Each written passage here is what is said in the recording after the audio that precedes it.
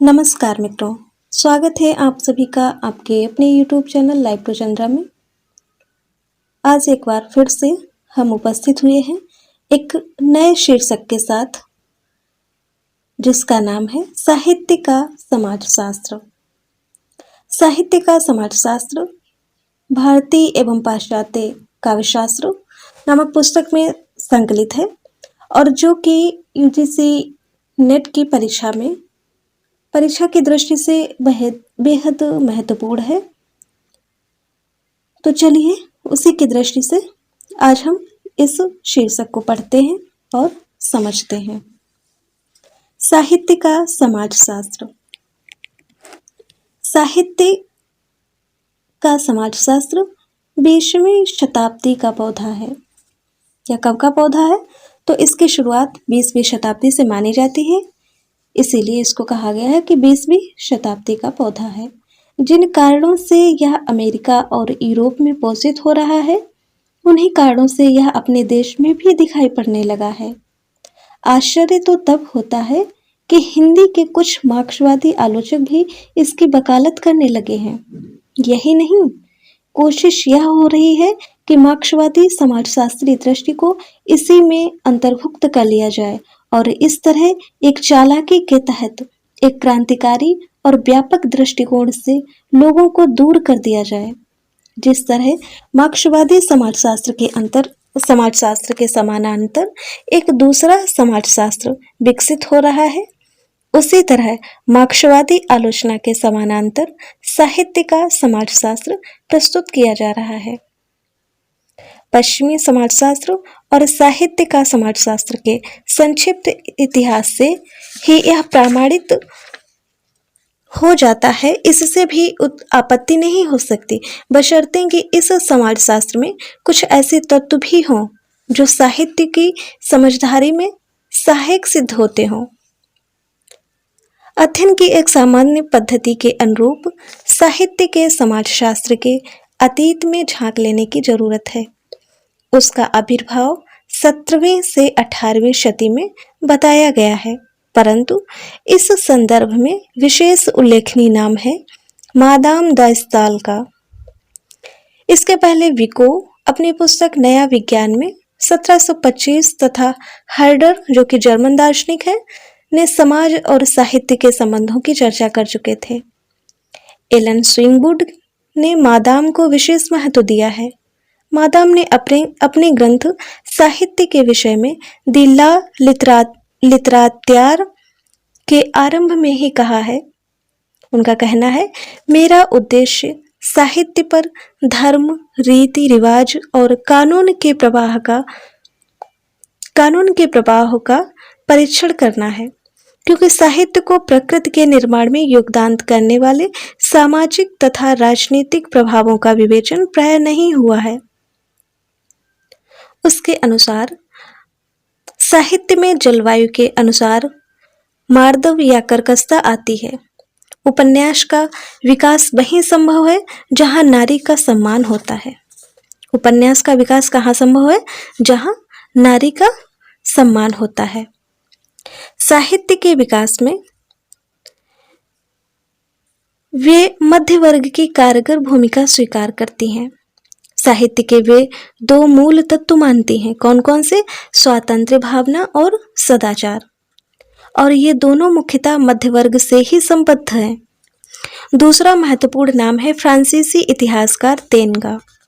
तेन के पहले एडम स्मिथ, हीगेल, स्पेंसर भी साहित्य और समाज के संबंधों पर अपने विचार व्यक्त कर चुके थे, पर तेन ने अपने ग्रंथ अंग्रेजी साहित्य का इतिहास में साहित्य संबंधी मूल्यांकन का एक सिद्धांत स्थापित किया।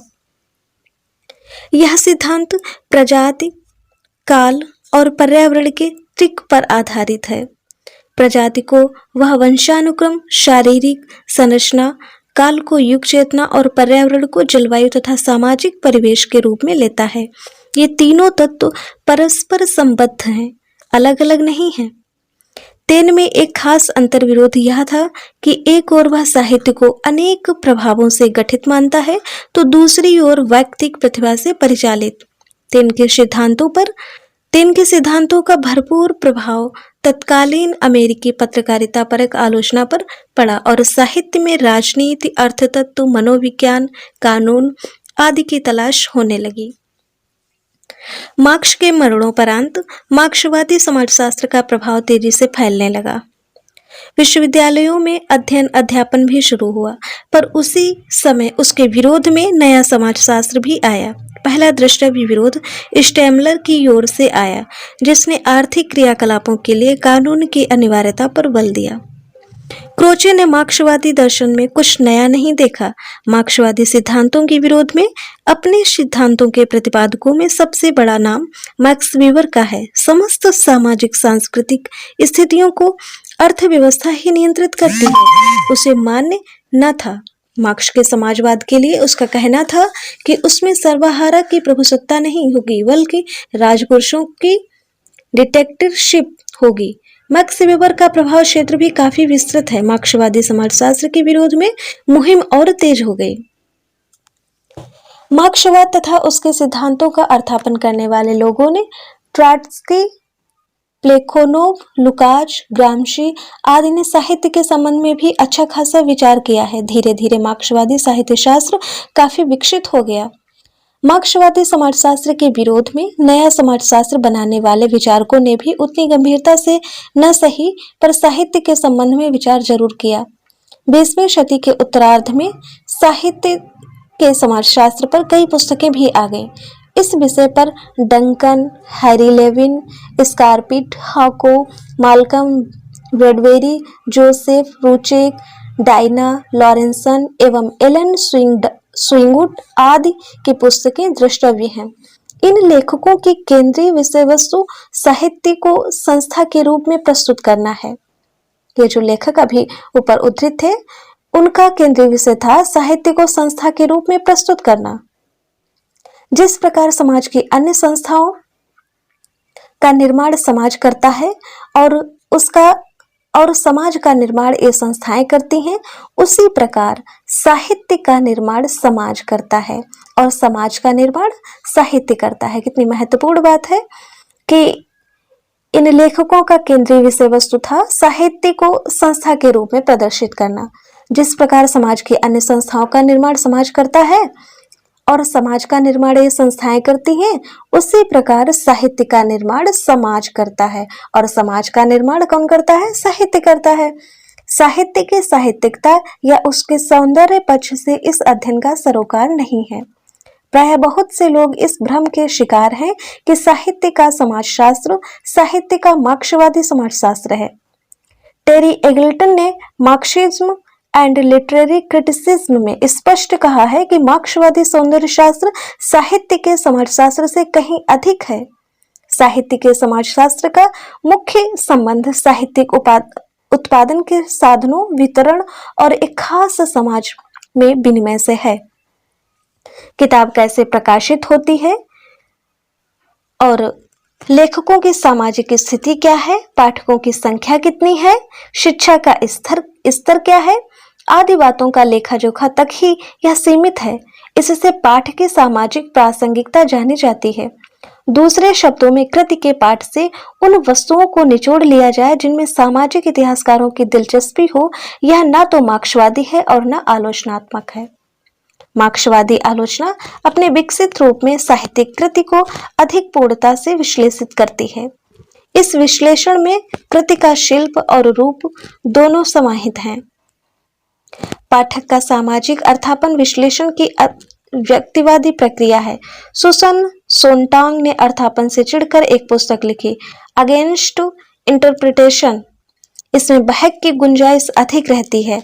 विकसित मार्क्सवादी समीक्षा में साहित्य के सौंदर्य पक्ष पर पूरा बल दिया जाता है।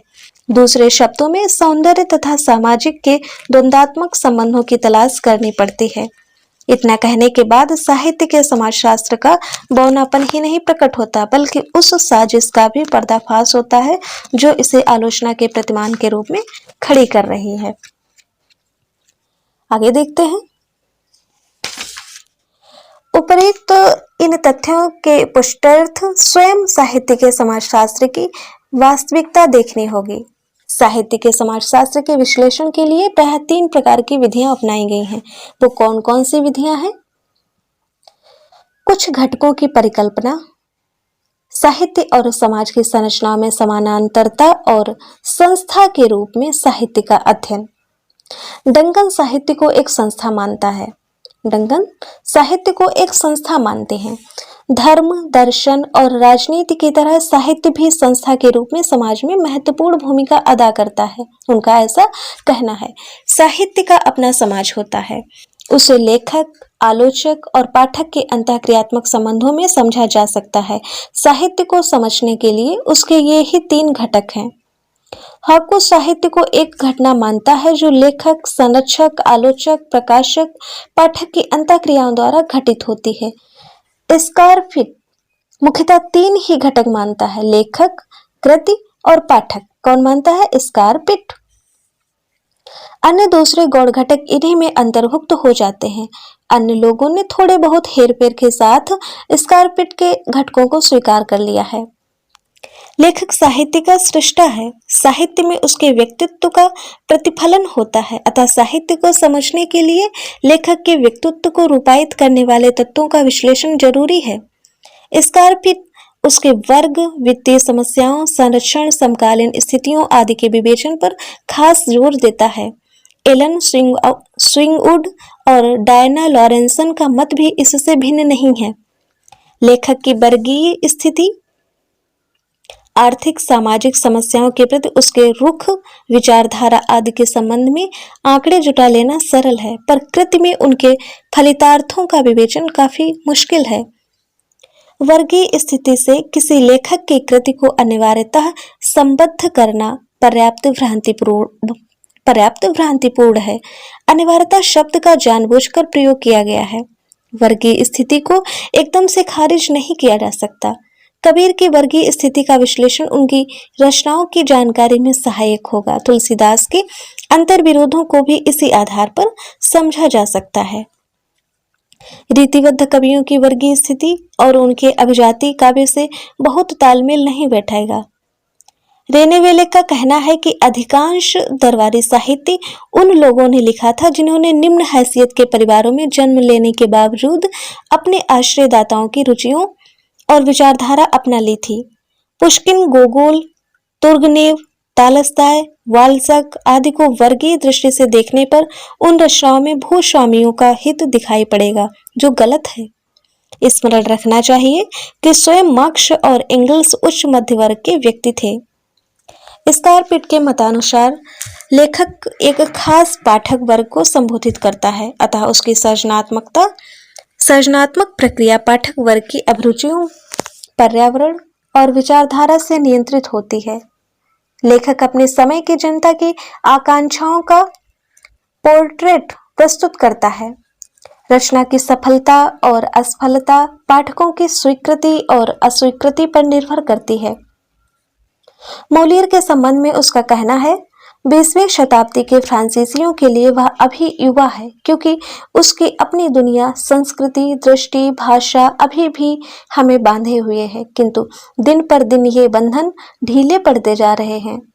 मोलियर बूढ़ा होगा और मर जाएगा, क्योंकि एक दिन मोलियर और हमारी संस्कृति की समानताएं समाप्त हो जाएंगी। गोया मोलियर अपने समय की प्रतिच्छवि के अतिरिक्त और कुछ नहीं अंकित कर रहा था। इस तरह तो हर लेखक युवा होगा, बूढ़ा होगा और मर जाएगा। भावी पाठक उसकी कृति से कुछ विकृत प्रतिध्वनियां सुना करेगा। जाहिर है कि साहित्य के समाजशास्त्र के प्रवक्ताओं ने लेखक और जनता के द्वंद्वात्मक संबंधों को अनदेखा कर दिया है। इस संदर्भ में चंद्रकांता और चंद्रकांता संतत पर भी विचार कर लेना चाहिए। पाठक की जितनी बड़ी संख्या ने उनका स्वागत किया, उतनी बड़ी संख्या ने किसी अन्य हिंदी उपन्यास का नहीं किया। चंद्रकांता के पाठक उस समय की दृष्टि में बहुत ज्यादा थे, तो चंद्रकांता पढ़ने के लिए लोगों ने क्या सीखा? उर्दू से हिंदी। आचार्य शुक्ल ने लिखा है कि हिंदी साहित्य के इतिहास में बाबू देवकी नंदन खत्री का स्मरण इस बात के लिए हमेशा बना रहेगा कि जितने पाठक उन्होंने उत्पन्न किए उतने और किसी ग्रंथकार ने नहीं। ऐसा कौन कहता है? तो आचार्य रामचंद्र शुक्ल कहते हैं। खत्री जी के लहरी प्रेस में चंद्रकांता के पाठकों की अच्छी खासी भीड़ एकत्र रहती थी। खत्री जी के प्रूफ पढ़ने के पहले पाठक उसे पढ़ लेते थे। इधर साहित्यिकों के नए मार्क्सवादी गिरोह में शामिल लोगों ने तिलस्मी उपन्यासों में राष्ट्रीयता और सामाजिकता भी खोज निकाली। बालू में से तेल निकालना इसी को कहते हैं। सच तो यह है कि ये उपन्यास शुद्ध मनोरंजन के वस्तु थे। प्रेमचंद को इनका विरोध करना पड़ा था। पाठक पैदा करने की दृष्टि से इनका चाहे जो मूल्य हो, युग चेतना और साहित्यिक दृष्टि से इनका कोई मूल्य नहीं है। पाठक ने इनका खूब स्वागत किया और इससे उनका मूल्यांकन नहीं किया जा सकता। सन 1857 में फ्लावेयर का उपन्यास मादाम बोवरी प्रकाशित हुआ, जो दुनिया भर में काफी मशहूर हुआ। इसी वर्ष उसके मित्र फेदे का उपन्यास फैनी भी प्रकाशित हुआ। एक वर्ष में उसके 13 संस्करण प्रकाशित करने पड़े। उस समय मादाम बोवरी के पाठकों की संख्या बहुत कम थी, पर कालांतर में बोवरी दुनिया के श्रेष्ठ उपन्यासों में से एक उपन्यास सिद्ध हुआ, जबकि फैनी का कहीं पता नहीं है। यह जरूरी नहीं कि कोई कृति प्रारंभ में बहुत से पाठक पैदा कर ले और उनके बीच समादृत हो। बहुत सी कृतियां जो प्रचलित साहित्यिक परंपरा और विचारधारा को तोड़कर नए क्षितिजों का निर्माण करती हैं, वे पारंपरिक समाज में आदर नहीं पाती। उनका पाठक समाज धीरे धीरे बनता है। निराला की कृतियों को विरोध का जबरदस्त सामना करना पड़ा, किंतु अब शायद इतना बड़ा पाठक समुदाय किसी आधुनिक हिंदी कवि का न हो। निराला के खिलाफ रामचंद्र शुक्ल जैसे दिग्गज आलोचक भी थे। आज के आलोचकों का क्या भरोसा, किसी बढ़िया कृति को घटिया या घटिया को बढ़िया सिद्ध कर देने में उन्हें कमाल हासिल है। भवभूति अपने पाठक वर्ग से गंभीर अर्थ में निराश थे। उन्होंने थोड़ी व्यथा, थोड़ी तुनक मिजाजी और गहरे आत्मविश्वास के साथ लिखा भी है। ये नाम के चिदिह न प्रथन्तवज्ञा जानन्ति ते किमपि तान् प्रति नश्यन्तः नश्यन्नः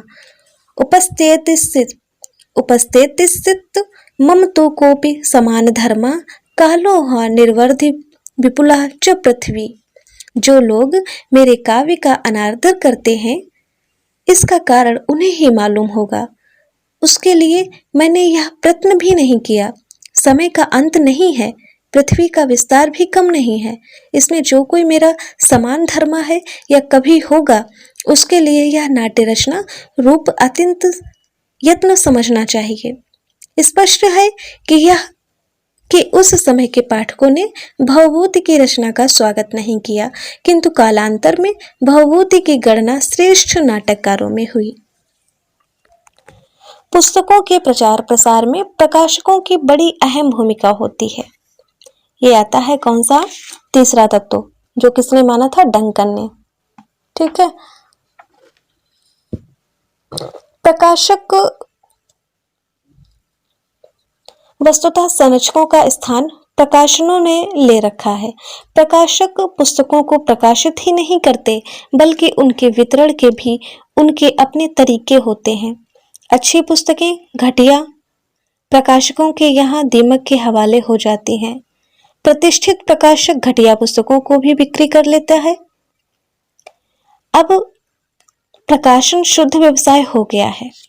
अब प्रकाशन कैसा हो गया? तो शुद्ध व्यवसाय के रूप में प्रकाशन का भी काम हो गया। हिंदी के बहुत कम प्रकाशक हैं जो किताबों के न बिकने का रोना न रोते हों। सुरक्षित संपन्न प्रकाशकों का अकाल पड़ गया है। इस धंधे में अन्य धंधों की तरह सुशिक्षित होने की कोई जरूरत नहीं है। अधिकांश पुस्तकों की बिक्री विश्वविद्यालयों, कॉलेजों के पुस्तकालयों में होती है या वे सरकार द्वारा थोक में खरीद ली जाती हैं। लेखक, प्रकाशक, पाठक का रिश्ता व्यावसायिक हो गया है। इसका असर लेखन पर पड़ा है और इनके पारस्परिक रिश्ते में दरार पड़ गई है। लेखक खास तरह के पाठकों के लिए लिखने लगा है, मुख्यतः कथा लेखक लिखते समय बिक्री पर उसकी नजर रहती है। इसका प्रभाव कृति की संपूर्ण संरचना पर पड़ता है। पाठकों का यह वर्ग लेखक की विषय वस्तु के चुनाव में अप्रत्यक्ष योग देता है। यही नहीं, वह लेखक की भाषा, शैली, साहित्यिक विधा पर भी अपने को प्रक्षेपित करता है। इस वर्ग के बाहर रहने वाले लोग इसमें भाग नहीं ले पाते, किंतु लेखक पृथक पृथक दलों को प्रभावित करने की चेष्टा करता है। अतः उसकी भाषा अनेक प्रकार की रूढ़ियां रजिस्टर करती हैं। आज के साहित्य की परीक्षा के लिए लेखक, प्रकाशक, पाठक के व्यावसायिक परिप्रेक्ष्य को नजरअंदाज नहीं करना होगा। उपर्युक्त विवेचन से साहित्य के समाजशास्त्र की अनेक खामियां नजर आने लगती हैं।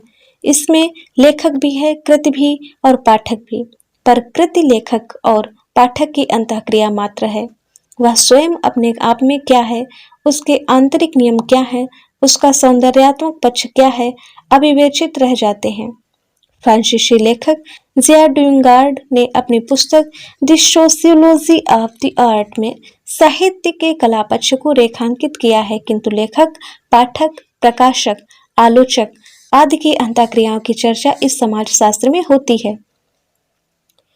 उसमें स्वयं साहित्य की स्थिति आउटसाइडर की रहती है और वह इस योजना में एकदम मिसफिट है। लेखक अपनी वर्गीय स्थिति, आर्थिक स्तर, पेशा आदि के कटघरे में बंद प्राणी नहीं है। लेखक के जिस व्यक्तित्व का उल्लेख इस प्रणाली के तहत किया गया है, उसमें उसकी स्वतंत्रता गायब है। अब तो मार्क्सवादी समाजशास्त्री भी उसकी व्यक्तित्व और साइके को स्वीकारने लगे हैं। लेखक सारी अंतरक्रियाओं को अपने ढंग से आयत्त करता है। रचना संसार वही नहीं होता जो उसके बाहर का संसार होता है। कला में वास्तविकता को रूपांतरित कर दिया जाता है, किंतु समाजशास्त्री अध्ययन को इस रूपांतरण से कुछ लेना देना नहीं है। अमेरिकी समाजशास्त्र की तरह साहित्य का समाजशास्त्र भी मूल्य मुक्त है। मूल्य मुक्तता की दिशा में आलोचना के अन्य सिद्धांत भी कार्य कर रहे हैं। साहित्य को परिभाषित करते हुए स्कारपिट खुद कहता है कि कोई कृति जो प्रक्रियात्मक नहीं है, अपने आप में साध्य है, जो सांस्कृतिक और प्रयोजनातीत जरूरतों को पूरा करती है, साहित्य है। तारीफ तो यह कि न वह कहीं साहित्य की स्वयं साध्यता की व्याख्या करता है और न प्रयोजनातीतता की। अतः उसका सारा विवेचन बहुत कुछ आंकड़ा, ग्राफ और डॉक्यूमेंट्स बनकर रह जाता है। इसके पास कोई ऐतिहासिक दृष्टि नहीं है। श्रेष्ठ साहित्य विशेष रूप से श्रेष्ठ कविता और आधुनिक जीवन के बीच स्पेस बढ़ाता जा रहा है। इसके पहले दोनों के बीच इतना अंतराल न था। पूंजीवादी समाज व्यवस्था में जहां पैसे के लिए गला काट स्पर्धाएं हैं, वहां साहित्य कला को पूछने का अवसर कहां। पूंजीवाद का मायाजाल कुतूहल, जिज्ञासा, सपना, अवकाश, प्रेम आदि मानवीय सुंदरताओं को फंसाता जा रहा है। सुंदरताओं को फंसता जा रहा है। इन सुंदरताओं में हम प्राणशास्त्रीय जरूरतों की ओर बढ़ते जा रहे हैं। जीवन गद्य होता जा रहा है।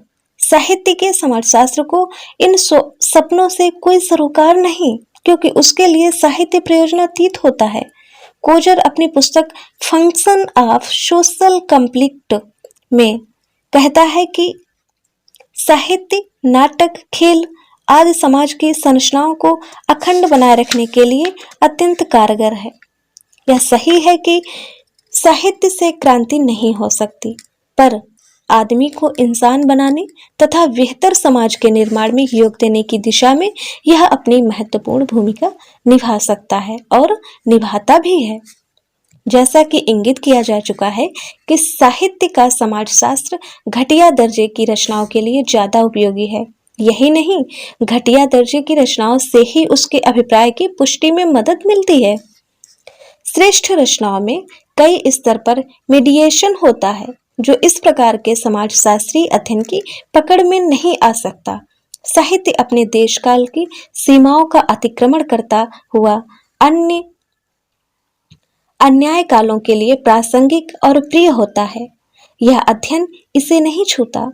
साहित्य का समाजशास्त्र जिस रूप में हमारे सामने पेश किया जा रहा है वह साहित्य की समझदारी में कोई उल्लेख्य योग नहीं दे पाता, बल्कि हमारे साहित्यिक बोध को कुंद कर भोथरा बना देता है। शैली विज्ञान और संरचनावाद की तरह समीक्षा को गुमराह करने की यह एक नई प्रणाली है। इस ढंग के समाजशास्त्र पर विचार करते हुए निष्कर्ष रूप में माल्कम ब्रैडबरी कहता है, सच्चाई यह है कि वस्तुतः साहित्य और समाजशास्त्र दुनिया के देखने के अलग अलग ढंग हैं, और यदि समाजशास्त्र एक और महत्वपूर्ण एवं परिपूर्ण रूपेण चरितार्थ कलाकृतियों में अनुभव की संश्लिष्टता और पहचानने में हमारी मदद करता है, तो दूसरी ओर वह लंबे दौर में व्यक्तिक रचनाशीलता के हमारे बोध को नष्ट करने की ओर उन्मुख हो सकता है। इसीलिए समीक्षा शास्त्र का लाभ तभी ले सकती है जबकि वह इस संबंध में जागरूक रहे कि हर महत्वपूर्ण लेखक और महत्वपूर्ण पुस्तक संभावनाओं को बदलकर और उनके संबंध में हमें नए सिरे से चेताकर परिवेश को एक गहरे और वास्तविक अर्थ में रूपांतरित करती है। पर देखा यह गया है कि साहित्य का समाजशास्त्र